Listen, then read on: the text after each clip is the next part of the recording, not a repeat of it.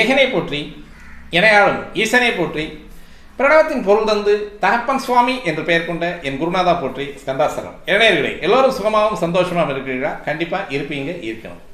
எல்லோருமே மனசுக்கு நிம்மதியாக வாழ கற்றுக்கலாம். அதுவே வாழ்க்கையில் மிக அருமருந்து. நம்ம சுக்ரா ஆஸ்ட்ரோவே சேனல் உங்களை அன்போடு வரவேற்கிறது. இன்றைய பதிவு எதிர்வரும் 2026 வருடம் ஏற்படக்கூடிய குரு பெயர்ச்சி பலன்கள் நமது மீனராசி நேயர்களுக்கு எப்படி இருக்குது அப்படிங்கிறத பார்ப்போம். மீனம் காலபுருஷ தத்துவத்தின் 12வது ராசி. பொதுவாக விரயம் அப்படின்னு சொல்லுவோம்.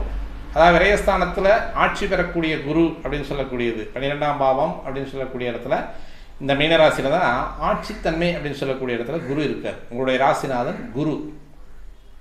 இங்கே என்னென்ன நட்சத்திர திரள்கள் இருக்குது அப்படின்னு பார்த்தோம்னா அதே குருவனுடைய நட்சத்திரம் தான். புரட்டாதி 4ஆம் பாதம், அடுத்து உத்திரட்டாதி அப்படின்னு சொல்லக்கூடிய சனியினுடைய 1, 2, 3, 4 பாதங்கள், அடுத்து புதனுடைய ரேவதி நட்சத்திரம் அப்படின்னு சொல்லக்கூடிய ரேவதனுடைய 1, 2, 3, 4 பாதங்கள். இந்த 9 பாதங்களை தனக்குள் உள்ளடக்கிய ராசி மீனராசி. இந்த 9 பாதங்களில் ஜன்ம நட்சத்திர பாதங்களாக வைத்து ஜனனம் எடுப்பவர்கள் மீனராசினியர்கள். உங்களுடைய ராசிநாதன் குரு.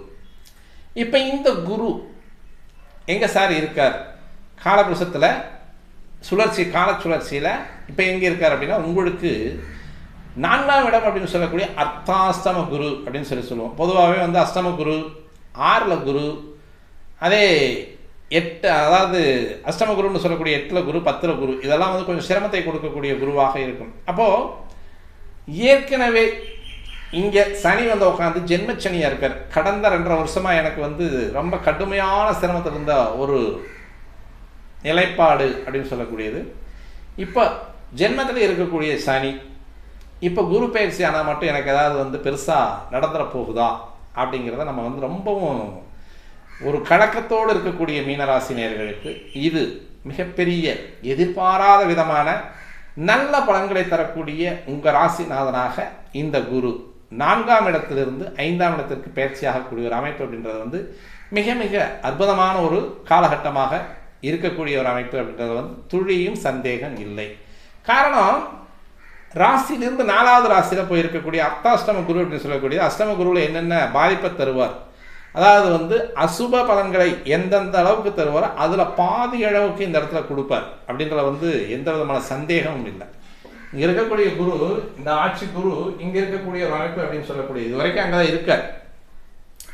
ஏற்கனவே ராசிநாதன் 4ல் போய் உட்காந்துட்டு அர்த்தாஷ்டம குருவாக இருந்து செய்யக்கூடிய அசுப பலன்களும் கடந்த 2025 மார்ச் மாதம் வந்த சனி பயிற்சி அப்படின்னு சொல்லக்கூடிய ஒரு அமைப்பு. அதாவது 2025 மார்ச் மாதத்துக்கு முன்னால் 2023 வரக்கூடிய அந்த சனியினுடைய அமைப்பு அப்படின்னு சொல்லக்கூடியது 7.5 சனி அப்படின்ற ஒரு அமைப்பில் உட்காந்து உங்களுக்கு ராசிக்கு 12ஆம் பாவம் அப்படின்னு சொல்லக்கூடிய அமைப்பில் 7.5 சனி அப்படின்ற தன்மையில் அமர்ந்த சனி. ஏற்கனவே இன்னும் ஒரு விஷயம் என்னென்னா, மீனராசினியர்களுக்கு 7.5 சனியினுடைய அமைப்பு சும்மா சாதாரணமாக வராது. அதாவது சாதாரணமாக விடாது. எப்படின்னா, மற்ற ராசிகளுக்கெல்லாம் 12 குடையவனாக சனி இல்லை. மேச ராசிக்கு 12 குடையவனாக சனி இல்லை, ரிஷப ராசிக்கு கிடையாது. ஆனால் இதில் யார் யாருக்கு 12 குடையவனாக 12லேயே உட்காரக்கூடிய அமைப்பு அப்படின்னு சொன்னோம்னா, கும்பராசிக்கு 12 குடையவன் 12லேயே உட்கார்றது. கும்பராசிக்கு 7.5 சனி அப்படின்றது மிக கடுமையாக இருக்குது. அதுலேயே ஆட்சி சனின்னு தான் சொல்கிறோம். மகர சனியை, மகர ராசியில் இருக்கக்கூடிய சனி ஆட்சி சனி தான்.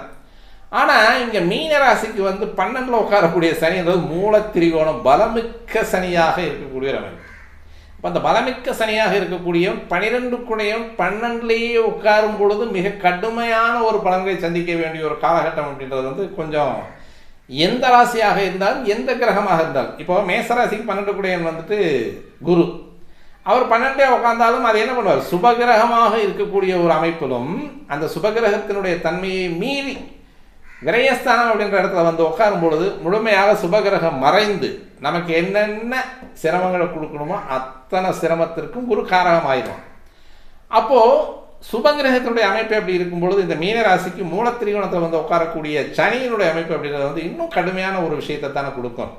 இது எப்படி அப்படின்னு பார்த்தோம்னா, அந்த சனியினுடைய முதல் அதாவது 3 சுற்றுகள் அப்படின்னு சொல்லுவோம். 4 சுற்றுகள் இருக்குது. அதாவது முதல் சனி, 2வது சுற்று சனி 7.5 சனி, 3வது சுற்று 7 சனி, 4வது சுற்று 7 சனி. அதாவது முதல் சுற்று அப்படின்னு சொல்லக்கூடிய மங்கு சனி அப்படின்னு சொல்லக்கூடியது கிட்டத்தட்ட ஒரு 20 வருஷத்துக்கு முன்னால், 20 வயசுக்கு முன்னால் இருக்கிறவங்களுக்கெல்லாம் இந்த முதல் சுற்று அப்படின்னு சொல்லக்கூடிய மங்கு சனி மிக கடுமையான பாதிப்பை கொடுக்கக்கூடிய ஒரு அமைப்பாக இருக்கும். இங்கே இது ஏற்கனவே 2.5 வருஷம் வந்து கும்பராசியிலிருந்து பட்ட பாடு பத்தலை அப்படின்னு ஜென்மத்துக்கு வந்துடுறாரு சனி.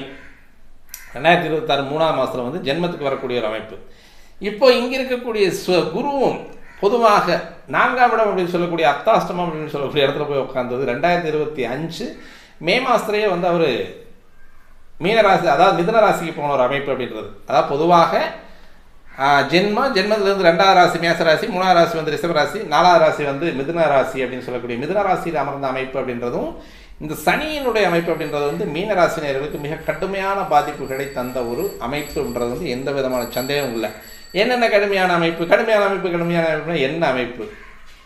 தொழிலில் வந்து மாற்றம், தொழில் இல்லாமல் போனது அப்படின்றது வந்து நிறைய பேர்த்துக்கு. ஏன்னா சனின்றது வந்து தொழில்காரகன், இந்த ஜீவனக்காரகன், ஆயுள்காரகன், இது மாதிரி நிறைய ஒரு பங்கேற்பு எடுக்கக்கூடியவர் வந்து சனி. அப்போது ஆயுள்காரன்றவங்க வந்து 12 உட்காரும்போது தனக்கு நெருங்கிய உறவுகளை இழந்த ஒரு விஷயம் அப்படின்ற ஒரு விஷயம் நிறைய நடக்கும்.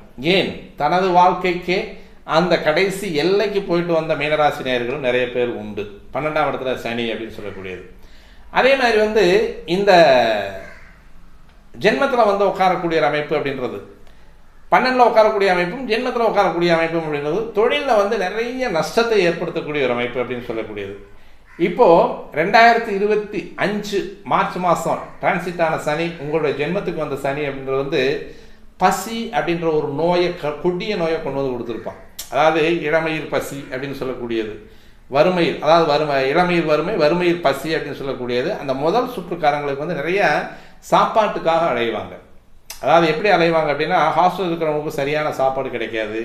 வெளியே வேலைகளுக்கு போனவங்களுக்கு வந்து வேலையை செஞ்சுட்டு ஏதாவது அந்த பசிக்கு சாப்பிட்லான்னு வந்தோம் அப்படின்னா அந்த பசிக்கு சாப்பிடக்கூடிய இடத்துல கூட வந்து அந்த கடைகளில் கூட சரியாக சாப்பாடு கிடைக்காது. சில நேரங்களில் வந்து ஒரு 2 நாள் அல்லது 1 நாள் 2 வேளை அல்லது 3 வேளை பட்டினியாக கிடந்து கூட தனது வாழ்க்கையை நகர்த்தக்கூடிய ஒரு அமைப்பு. இதெல்லாம் சனி தரக்கூடிய கொடூரமான ஒரு பாவங்கள், கொடூரமான பலாபலங்கள். இதெல்லாம் அனுபவிச்சு தான் வந்துட்டு இருக்கீங்க. அதே மாதிரி நல்லாவே இருக்கேன் சார், எனக்கு பொருளாதாரத்தில் எந்த விதமான பிரச்சனையும் இல்லை அப்படின்னாலும் மனதளவில் பாதிக்கக்கூடிய அமைப்பை சனி மிக கடுமையாகவே சொல்லுவான், செய்வான். இதில் அவருக்கு வந்து சடைச்சவன் எவனும் கிடையாது. அவருக்கு நிகர் அவர் தான் தெளிவாக கொடுப்பார். அப்போ உனக்கு என்னென்ன சிரமங்களை கொடுக்கணுன்றது வந்து பட்டியல் போட்டு ஒவ்வொரு நாளைக்கு ஒவ்வொரு சிரமத்தை கொடுத்துக்கிட்டே இருப்பான். இதுதான் சனியினுடைய அமைப்பு அப்படின்றது வந்து 12ஆம் பாவத்தில் உட்கார்றதும் ஜென்மத்தில் உட்கார்றதும். இப்போ இதுக்கு ஏதாவது ஒரு சப்போர்ட்டிவாக ஒரு கிரகம் இருந்தது அப்படின்னா கொஞ்சம் தப்பிச்சுக்கலாம் இல்லையா? அப்போ அந்த தப்பிக்கக்கூடிய அமைப்பில் அப்படின்றது வந்து உங்களுடைய ராசிநாதனே சுபகிரகம் தான். அவருடைய பார்வைப்படும் இடமெல்லாம் பகல் போல வெளிச்சம் இருக்கக்கூடிய ஒரு அமைப்பு அப்படின்னு சொல்லுவோம். அதாவது வந்து குரு பார்க்கில் கோடி நன்மை அப்படின்னு சொல்லுவோம். ஆனால் அந்த குரு பார்க்கக்கூடிய அமைப்பில் இங்கே இருந்தால் தானே பார்ப்பார், அதே இல்லை. ஆனால் இந்த தடவை டிரான்சிட் ஆகக்கூடிய குரு அப்படின்னு சொல்லக்கூடியது உங்களுடைய ராசிக்கு 5ஆம் இடத்தில் போய் அமரக்கூடிய குரு, பஞ்சமஸ்தானம் அப்படின்னு சொல்லக்கூடிய இடத்துல 5ஆம் பாவத்தில் உட்காரக்கூடிய குரு அப்படின்றவர் வந்து உங்களுடைய ராசியவே திரும்பி பார்க்கக்கூடிய குரு.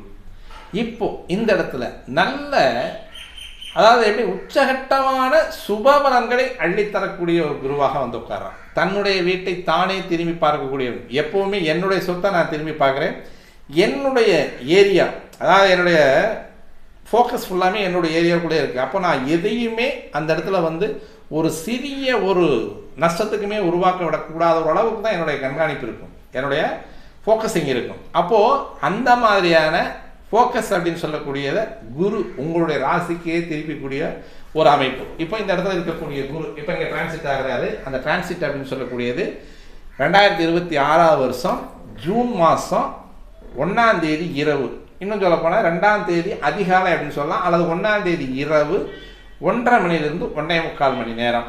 தமிழ் வருடத்திற்கு பிரபாவ வருடத்தில் வைகாசி திங்கள் 18வது நாளில் குரு பயிற்சி ஆகிறார். அந்த வைகாசி மாதம் 18ஆம் நாளில் குரு பயிற்சி அப்படின்றது வந்து தனது ஒரு ராசியை, மீன ராசியை லக்னமாக வைத்து மீண்டும் இன்னொரு ராசி அப்படின்னு சொல்லக்கூடிய தனுசு ராசி ராசியாக வைத்து அங்கே இருக்கக்கூடிய கேதுனுடைய நட்சத்திரத்தை, மூல நட்சத்திரத்தை முதல் பாதத்தில் பாதமாக கொண்டு மிதுன ராசியிலிருந்து கடக ராசிக்கு குரு உச்சத்தை நோக்கி பயணப்படக்கூடிய ஒரு அமைப்பு அப்படின்றது வந்து மிக அற்புதமான பலன்களை இந்த மீனராசி உங்களுடைய ராசிநாதன் உங்களுக்கு தர காத்திருக்கிறார் அப்படின்றத வந்து எந்த விதமான துளிச்சந்தேகமும் இல்லாமல் நீங்கள் வந்து தைரியமாக இருக்கலாம். இனி எடுத்து வைக்கக்கூடிய ஸ்டெப்ஸ் ஒவ்வொன்றுமே தாராளமாக ஒரு அங்குலமாக இல்லை, ஒவ்வொரு அடியாக எடுத்து வைக்கக்கூடிய அடி சுவடுகள் எல்லாமே வந்து வெற்றி பாதையை நோக்கி போகக்கூடிய அமைப்பாகவே இருக்கும் அப்படின்றத வந்து எந்த விதமான சந்தேகமும் இல்லை. சார் சனி இருக்குது, 7.5 சனி இருக்குது, பயப்படணுங்கிற அவசியமே கிடையாது. அவர் வாரில் உட்காந்துருப்பார். காரணம் என்ன அப்படின்னா, இங்கே இருக்கக்கூடிய குரு, இங்கே உட்காரக்கூடிய குரு இவருடைய 5ஆம் பார்வை அப்படின்னு சொல்லக்கூடிய இடத்த உங்களுடைய 9ஆம் பார்வை அப்படின்னு சொல்லக்கூடிய பாக்கியஸ்தானத்திற்கு கொடுக்குறார். அப்போது பஞ்சம பார்வையை பாக்கியஸ்தானத்திற்கு கொடுக்கக்கூடிய குரு ஒரு மல்டிபிள், அதாவது வந்து நிறைய, அதாவது கொத்தா தரக்கூடிய ஒரு லாப பலன்கள் அப்படின்னு சொல்லி நம்ம எடுத்துக்கலாம். அதாவது பஞ்சம பார்வை அப்படின்னு சொல்லக்கூடிய பார்வை பாக்கியஸ்தானத்திற்கு கொடுக்கக்கூடிய அமைப்பு அப்படின்னு சொல்லக்கூடியது தான் சார்ந்த, தனது வம்சங்கள் சார்ந்த, தனது சொந்த பந்தங்கள் சார்ந்த அனைத்தையும் உயர்த்தி வைக்கக்கூடிய ஒரு அமைப்பு அப்படின்னு சொல்லக்கூடிய ஒரு அமைப்பில் கூட இந்த 5ஆம் பார்வை அப்படின்னு சொல்லக்கூடிய 9ஆம் இடத்துக்கு வரக்கூடிய ஒரு அமைப்பு அப்படின்னு சொல்லலாம். அடுத்து லாபஸ்தானம் அப்படின்னு சொல்லக்கூடிய ஒரு இடத்துக்கு குருவினுடைய பார்வை பதியுது. இன்னொரு சனியினுடைய மகர வீட்டிற்கு உங்களுடைய மீனராசிக்கு 11ஆம் இடத்திற்கு வரக்கூடிய நேர் 7ஆம் பார்வை அப்படின்னு சொல்லக்கூடிய சமசப்தம பார்வை அப்படின்னு சொல்லக்கூடிய 7ஆம் பார்வை நேராக தனது நீச்சல் வீட்டுக்கு திருப்புறான் குரு. அப்போ அந்த 7ஆம் பார்வை அப்படின்னு சொல்லக்கூடிய பார்வைப்படக்கூடிய இடம் உங்களுக்கு 11ஆம் பாவம். அப்போ லாபஸ்தானம் பணவரஸ்தானத்துக்கு விழுகுது.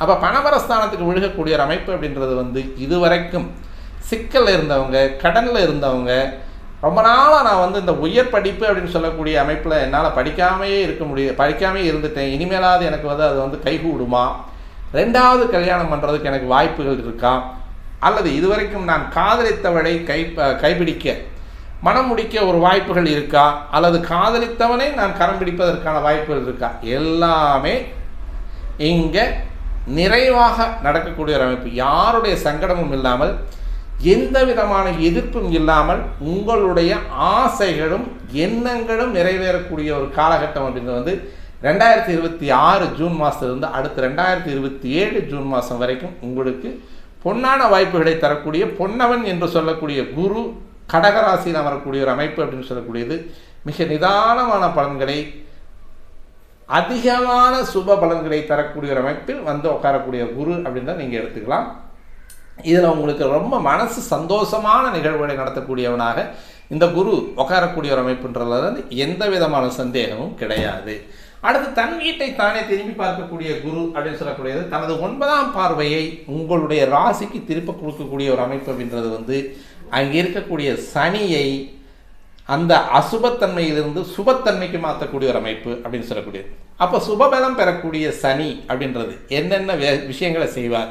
இப்போ நான் முன்னால் சொன்ன மாதிரி கடுமையாக, அதாவது பசின்ற ஒரு பிணியை கொடுத்து அந்த பசிக்கு சாப்பாடு கிடைக்காம, இங்கே காசு இருக்குது, நான் எனக்கு வந்து 2 மணிக்கு எப்போவுமே சாப்பிட்றவங்களுக்கு 2 மணிக்கு சாப்பாடு கிடைக்காம 4 மணிக்கு சாப்பாடு செய்யக்கூடிய ஒரு அமைப்பெல்லாம் இந்த சனி செஞ்சுட்டு இருப்பார். எதையுமே காலதாமதமாக தள்ளி போட்டு நிதானமாக கொடுக்குறவர் தானே சனி. அப்போ அந்த மாதிரியான ஒரு சனியை குரு பார்க்கக்கூடிய ஒரு அமைப்பு அப்படின்றது பொதுவாக இந்த காலபுருஷத்தின் 9ஆம் இடத்து அதிபதி 10ஆம் இடத்து அதிபதியினுடைய பார்வைகள் அப்படின்னு சொல்லக்கூடியது. சனி தான் குருவை பார்க்கக்கூடாது. குரு சனியை பார்க்கக்கூடிய அமைப்பு அப்படின்றது பொதுவாக தொழிலில் நேர்த்தி ஆயிரும், தொழிலில் இருக்கக்கூடிய சிக்கல்கள் விலகிடும்.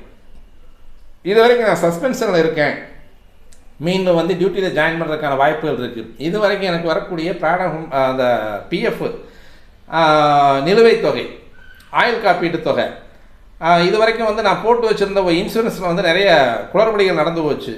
இன்னொன்று ஷேர் மார்க்கெட்டு, இதில் வந்து எனக்கு லாஸ் ஆஃப் பே இருந்தது எல்லாமே வந்து இப்போ இது வரைக்கும் இது வரக்கூடிய ஒரு அமைப்பு அப்படின்னா கண்டிப்பாக உங்களுக்கு எதிர்பாராத சூழல்களில் எதிர்பாராத பணவரவுகளை தரக்கூடியவனாகவே இந்த குரு அப்படின்னு சொல்லக்கூடிய கடகராசியில் வந்து உட்கார்றான். அதனால் எதிர்பாராத ஒரு விஷயங்களை எதிர்பார்க்கக்கூடிய நேரத்தில் கூட இல்லாமல் எதிர்பார்க்காத நேரத்தில் கொடுக்கக்கூடிய லாப பலன்களை கொண்ட குருவாகவே இந்த மீனராசிக்கு உட்கார்றார் அப்படிங்கிறது வந்து எந்த விதமான சந்தேகமும் இல்லை. சார் ஹெல்த்து நல்லா இருக்குமா?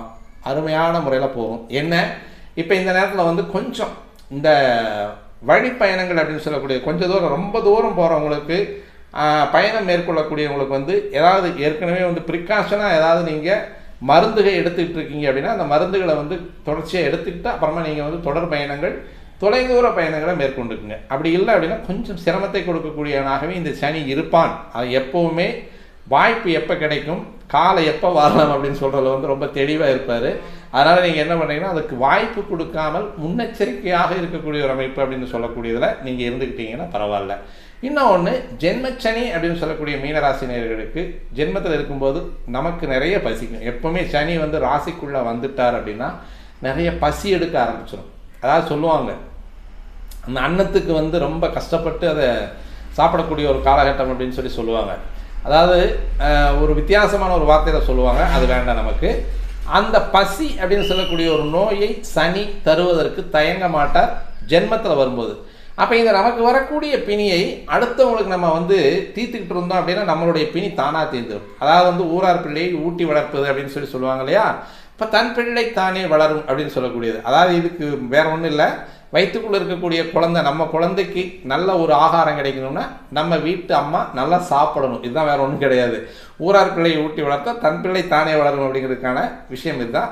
இப்போ இந்த நேரத்தில் என்ன பண்ணணும்னா, நமக்கு இருக்கக்கூடிய இந்த பசி நம்மளால் வந்து நேரத்துக்கு சாப்பிட முடியல, அல்லது வந்து எனக்கு பசியினுடைய கொடுமையால், அல்லது வந்து இந்த பசிக்கு நேரத்துக்கு எனக்கு சாப்பாடு கிடைக்கலன்னு சொல்கிறவங்க, நீங்கள் சாப்பிடக்கூடிய நேரத்தில் இன்னொரு நபருக்கு நீங்கள் பசிக்கு சாப்பாடு வாங்கி கொடுத்தீங்கன்னா உங்களுக்கு நேரத்துக்கு சாப்பாடு கிடைக்கும்.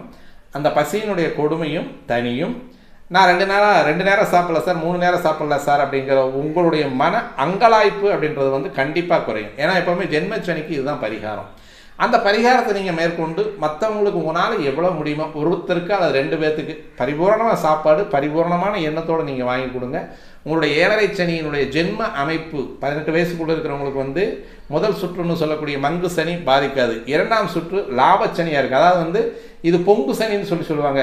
திருமணம், நல்ல குடும்ப வாழ்க்கை, அதேமாதிரி வந்து 2வது திருமணம், குழந்தை பேர், வீடு வாங்குறது, வண்டி வாகனங்கள் வாங்குறது, நிலபுலன்கள் வாங்குறது, இது எல்லாமே 2வது சுற்றில் நடக்கும். ஏன்னா இது 30 வயசுக்கு மேலே, 25 வயசுக்கு மேலே இருக்கக்கூடிய ஒரு அமைப்பு. அது எல்லாத்தையுமே செஞ்சு தந்துட்டு இருப்பான். இப்போது இந்த குரு பயிற்சியின் மூலமாக சனியை பார்க்கக்கூடிய குரு இன்னும் வந்து பல மடங்கு அதிகமான நல்ல பலன்களை தருவதற்கு இந்த சனியும் சேர்ந்து காத்திருக்காரு. ஆனால் மீனராசினியர்களுக்கு வந்து உங்களுடைய தசாபுக்திகளின் விகிதாச்சாரங்களில் உங்களுக்கு நடக்க வேண்டிய நல்ல பலன்களை இந்த 2 கிரகங்களும் கண்டிப்பாக தவறாமல் தரும் அப்படின்னு சொல்லி நம்ம இந்த வீடியோ முடிச்சுக்கலாம். மீண்டும் நல்லதொரு பதிவோடு உங்களை சந்திக்க வருகிறேன் நண்பர்களே. நன்றி, வணக்கம்.